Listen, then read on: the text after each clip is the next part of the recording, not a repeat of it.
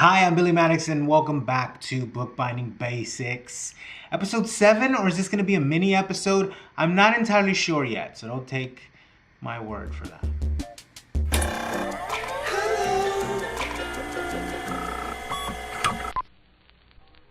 Today, kind of a short mini episode. I just wanted to talk about paper, its properties, and how to fold paper.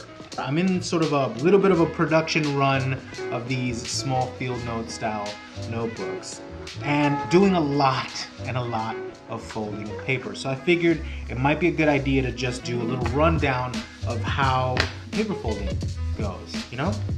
Now, paper is made out of what? It's made out of wood. So oddly enough, you'd think that it would be different now because it's changed form.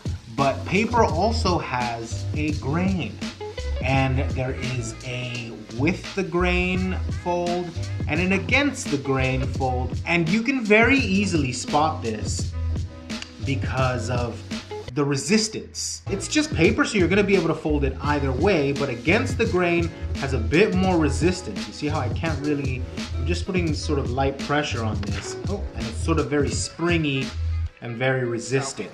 But if I go this way, then it's a bit more malleable and a bit easier to sort of work with. Against the grain is gonna be a bit sort of more fiddly to hold down and get an accurate fold than it would be the other way around.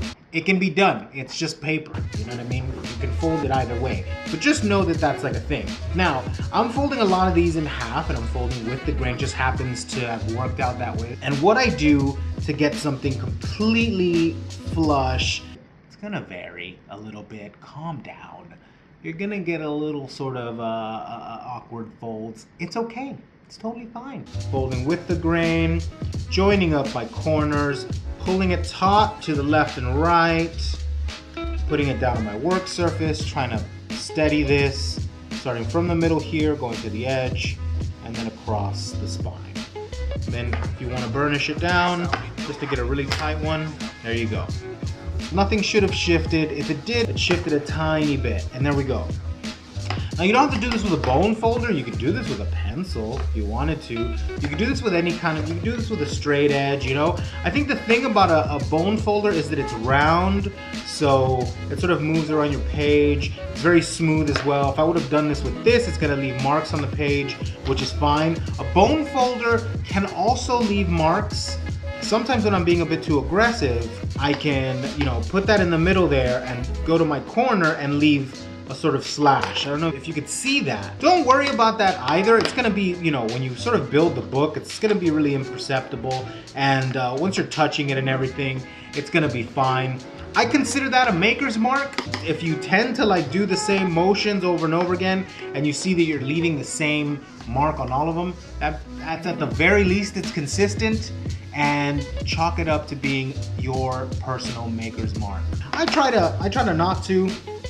I've just sort of learned to be a bit more gentle. So yeah, I just wanted to make a quick video showing you, you know, grains of paper and whatnot, how that works, and folding. So that's pretty much it. Thanks for watching, Lanny. Roll the thing.